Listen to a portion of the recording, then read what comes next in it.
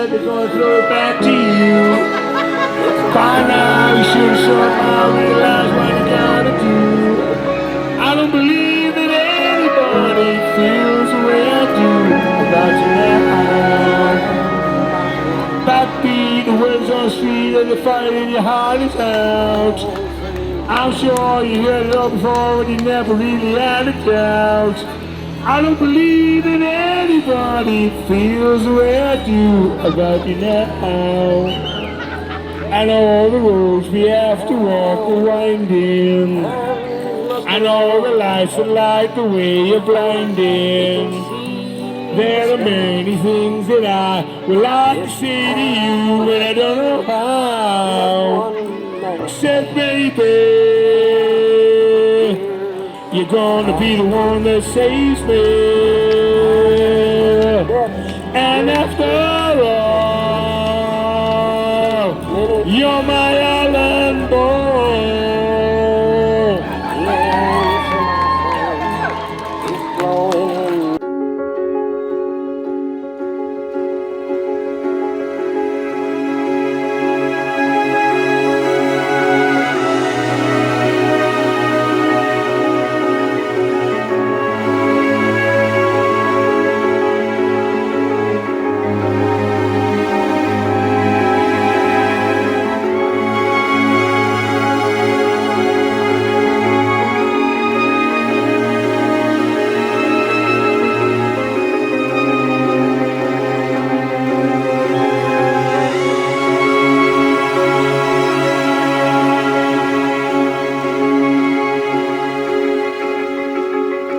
David McBride is in jail for revealing the truth about our involvement with the United States of America for 20 years in Afghanistan and the degenerate behaviour of our military in that country, and what happened to that country, and how many innocent civilians died. Probably the most heinous deaths were those of farmers growing food for their country. They were ordered by the military to grow poppies for the production of heroin. If they refused, they died. We've seen footage of them being slaughtered.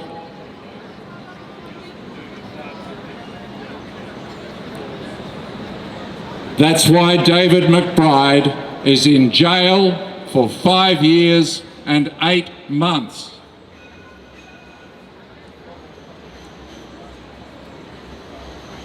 Welcome to the 311th Julian Assange Sydney Town Hall gathering.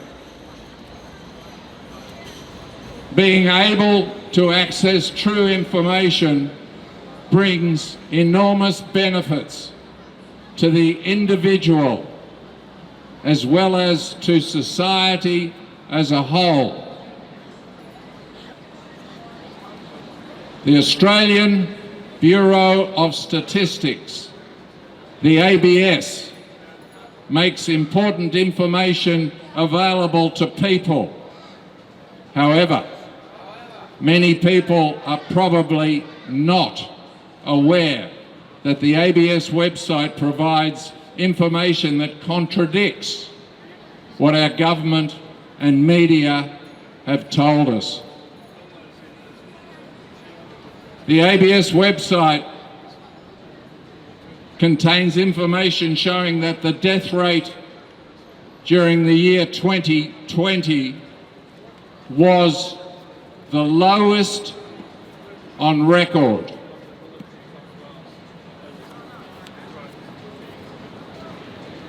If you think back to 2020, you might remember that 2020 was the year that our governments and media took great glee in reporting that large numbers of people were dying.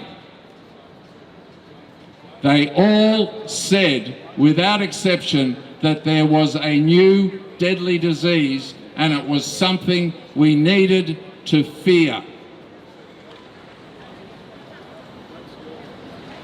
They dubbed this new disease COVID-19. If there truly was a new, highly contagious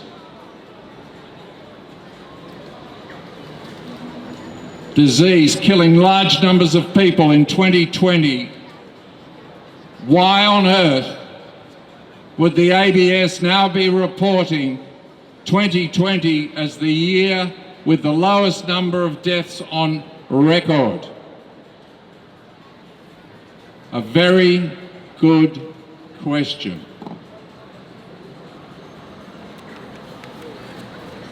One explanation, perhaps the simplest and most plausible explanation, is that our governments and the media were telling us lies. They were lying to us. It was as if someone with a great deal of power had commanded them all to scare the people about a deadly disease so that they would feel compelled to do something they wouldn't otherwise do. Many people, as a result, many people submitted to a painful PCR. PCR stands for polymerase chain reaction and is not a test, which collected their DNA, gave false readings on their COVID-19 status, and then they agreed to take an experimental mRNA injection.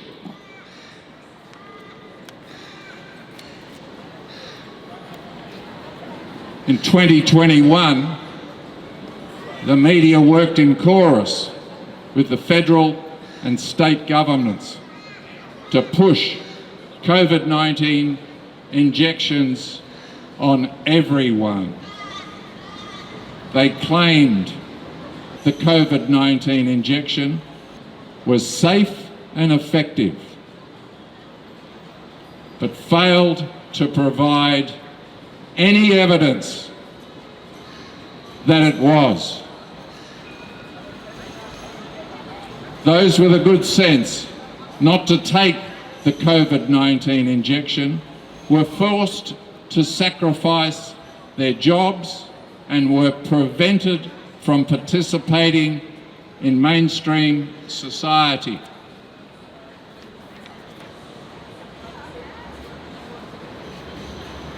In early 2022, many people were either persuaded or coerced to take the first COVID-19 booster shot. This early 2022 event clearly shows up as a peak in the statistical data. At the same time, most people were receiving that first booster. If the first COVID-19 booster had been truly safe and effective, the number of deaths in 2022 should have been about the same as for 2020. However, the ABS reports more deaths in 2022 than in any of the adjacent years.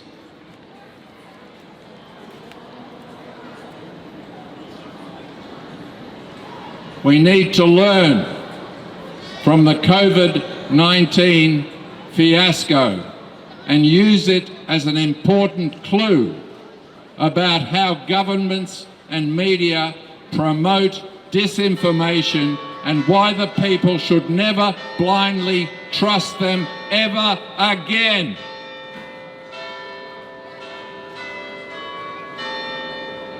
The glaring evidence that we were lied to about COVID-19 make it clear people need to come together and resist the disinformation from the media and our governments. If you believe our governments and the media are acting as dangerous agents of disinformation, please come and join us here at Town Hall Square. We need to stand with each other in the fight to overcome government and media corruption. The Assange movement continues. Free, free, free the truth. Free, free, free the truth. Free, free, free the truth. Thank you. Make sure you got your biometric digital ID, your biometric digital ID, so they can give you the digital money and they can control whatever you're allowed to buy and sell, and then they can use their track and trace technology to know wherever you're allowed to go. And also, your medical information's going to be on there, so you better keep up to date with your vaccine schedule. What about if you just put a bag over it? Yeah. Well, Joseph said, well, the other alternative, you put a bag over here, but that's okay because they'll have your biometric thumbprint, your fingerprint. No, they're going to have you, don't worry. They'll train you to trace your phone. You will be trained for obedience by tyrants. That's what you'll be. Yeah, just get a digital ID so someone in some other part of the world can tell you what to do and when, or otherwise cancel you and you'll shut your bank account, like they did to the truckers in Canada, remember? They didn't want to take the vaccinations, Trudeau just shut their bank accounts. So that's what the digital ID is, a very good practice run for what they're trying to do to us. Rest assured, it's not fantasy, they're trying to do it. So when Mr. Albanese comes along and wants to carry water for these globalists that want to control us, you better tell him to go and sit on a pineapple. This is what Mick Jagger's got to say about it.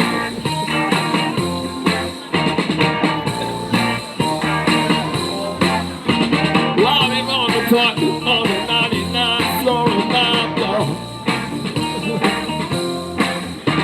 Yeah, I sit around looking at the wide, wide world, thinking might have time. But then here comes this man, all dressed up like a Union Jack. He said, hey now, you got 5 pounds if you have this kind of detergent pack. And I said, wow. I said, hey, get off of my car. Hey, you, get off of my car. Hey, you, get off of my car. Don't hang around because two's a crowd. I'm a clown. Well, the telephone is ringing. I said, who is that there on the line? And his voice says, hello. Well, I guess I am doing fine. And he said, it's 3 a.m. Don't you people ever go to bed? He said, just because you're having so much fun, you want to drive all the rest of us out of our heads. And I said, hey, you get off of my cloud. Hey, you get off of my cloud. Hey, you get off of my cloud. Well, don't hang around because two's a crowd. I'm my cloud. Well, I was so sick and tired and fed up, I thought I'd take a little drive downtown. Yeah, girl, it was so quiet and peaceful that not a soul around. Yes, I laid myself down and I started to dream.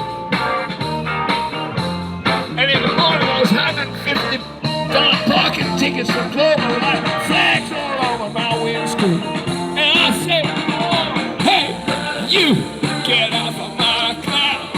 Hey, you get off of my cloud. Hey, you get off of my cloud. Don't hang around, come as choose the crowd. I said, hey, you get off of my cloud. Hey, you get off of my cloud. Hey, hey, you get off of my cloud. Don't hang around, choose the crowd on my cloud. Woo! A little bit of the Rolling Stones there. Woo!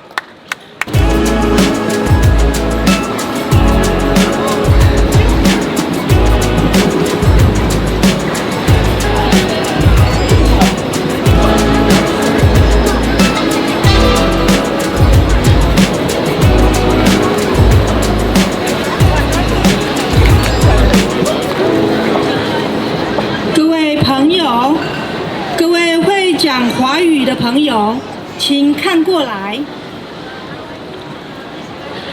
今天我们要面对一个不能再沉默的真相，那就是中国共产党的罪恶，不仅仅发生在中国的土地上，更是蔓延到世界各地。中共以谎言、暴力与恐惧维持他的政权，他不仅仅迫害自己的人民，还不断地输出专制与压迫到世界各国。在中国境内，数以百计的人民被迫失去信仰、自由与尊严。维吾尔人被关进集中营，藏人还有修行人遭受酷刑，独立思想者被晋升。而在国际上，中共的手伸向各国，透过经济的威胁、资讯的渗透、外交的贿赂与网络操控，试图让世界沉默，真相被掩盖。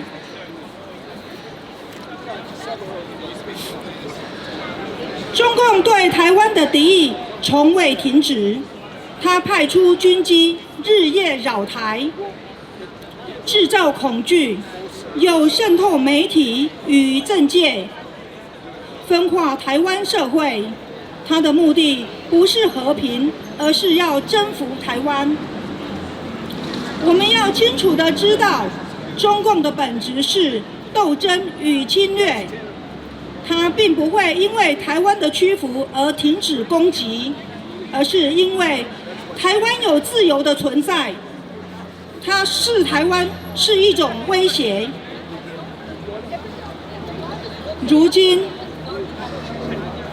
修行人地生和尚正遭受中共跨国追杀。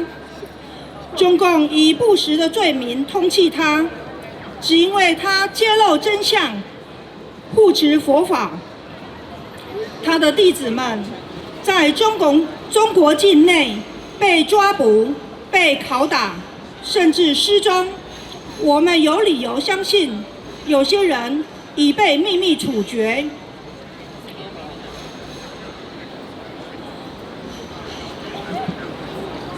中国人，你们现在正被罪犯统治，这是一场针对信仰与良知的残酷迫害，蔓延到世界各国。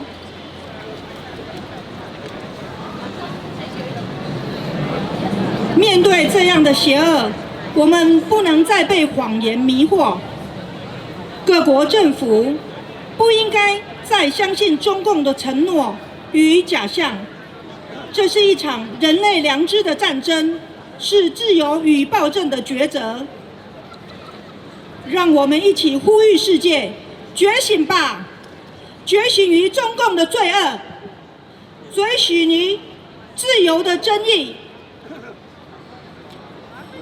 各位朋友，我们要群起反抗，我们要群起抵抗中共对世界各国输出罪恶。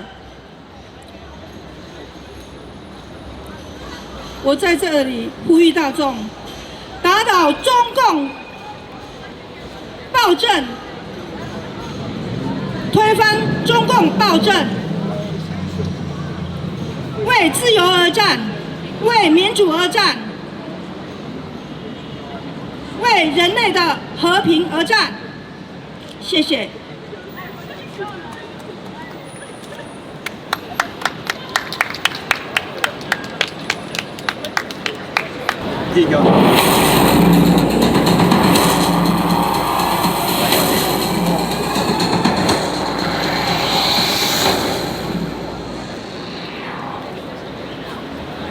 Attention! This is a public interest announcement.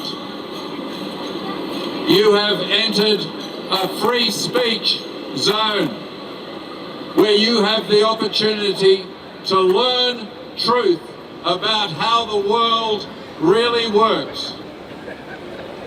You are welcome to freely take leaflets packed with information and opinions you are unlikely to discover elsewhere. If you fear learning the truth, or you wish to continue being controlled by the mainstream media propaganda, you are encouraged to block your ears or avoid this area completely. For everyone else, please enjoy your time in this free speech zone. Thank you.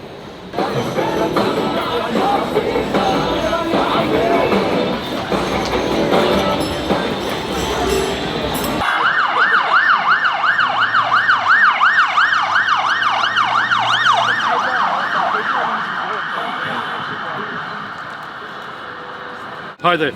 So, we say, just about everybody in our group says that the media lie a lot, and yes, I guess they do. I suppose that's true. So, with that in mind, you know, sometimes it's correct. You look at America going into Iraq because Saddam Hussein had weapons of mass destruction, and apparently no, he didn't. So sometimes it's not true. We understand that. I think when I sometimes raise my eyebrows when people say the media always lies, it's because you look at local newspapers in local shires in the metropolitan area which used to exist. You look at regional newspapers which, well, still exist to a certain extent. And, you know, especially the local ones in shires, you'd get information such as Jack and Jill have won the bowling tournament at the local bowling club, and therefore Jack and Jill have won the meat tray. Okay? And maybe there's a side part to that story later on that says Jack and Jill have raised $250,000 for cancer research or something like that, right? So there is truth in media. It's sometimes, right? And, you know, people say, oh no, that's not, it's all rubbish. And so you look at local newspapers, you have the soccer, right, in the soccer season. And soccer is a community sport. It always has been. It's arguably the biggest community sport in Australia. And so, as it is in other countries as well, probably more so in European countries, but anyhow. So, you know, the local newspaper would give you the results from the soccer. Are they lying? Is that a lie? I mean, you know, is that not real? Is it possible that maybe in the under-7 soccer there are actually drugs in the soccer ball and we have to destroy all the soccer balls to go inside the soccer balls to find the drugs? Is it maybe that's in the under-8s or under-9s or under-10s, or maybe it's more like the all-age soccer, I don't know. But to my point is to say that everything we see, read and hear on media outlets is a lie. I agree a lot of it can be, but I certainly don't think all of it is. I hope that makes some sense. Yeah, it's not all lies, it's just what they choose to report. What they choose to report, okay. So, in which instances? Well, they choose not to report the truth often Okay. about certain things. So do you feel there may be drugs in some of the soccer balls? Do you think it starts at a No, certain I'm age, not like saying- over 19 or something? No, I'm saying that instead of reporting truthful information, they report the sport or something like that. Yes, but in fairness, soccer, for example, in Australia, arguably, I believe, is the biggest community sport we have. Certainly in European countries, it definitely is. So I don't see how that's very important to local communities. Local communities, that's a vitally important thing, that they have their local events and their local sport. Back in the day, you know, the local newspapers and the regional newspapers were full of information prior to 1995, when everything started to go online. And I think a lot of the local community stuff was not lies, and it was real. And this was information about local communities. And when real estate started to disappear from the local papers because of it going online, so did all the local information, you know. So what's happened is that there's less community. Yes, well, there is less community, yes. And so was that by design or did it just happen? I prefer to think that it's all by design. I don't know.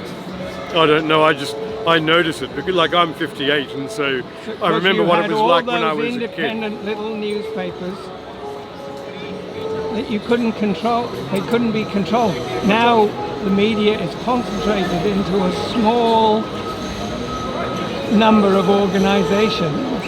Well, actually, in fact, control. it shouldn't be, because if you look at Twitter, right? If you Google, if you search on Twitter or X or whatever it is now for journalists who work for major news organisations, you'll find thousands and thousands of them.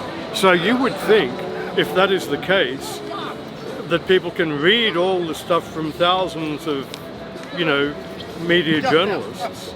Well, then surely you would need newsrooms to actually be bigger, because you surely need more people to go through all of this material.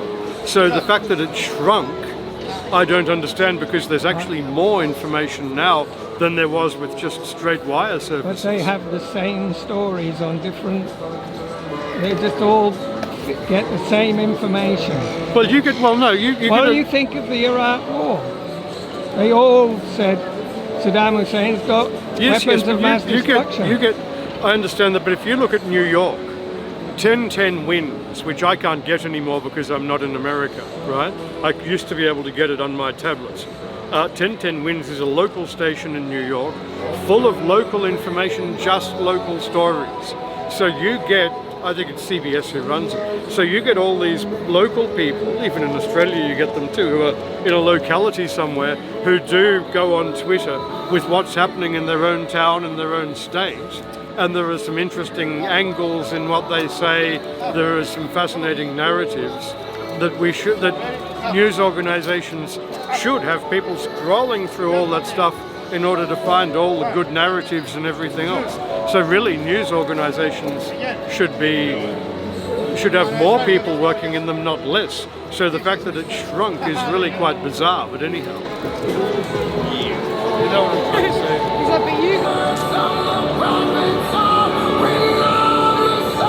Free the truth. We are all Assange.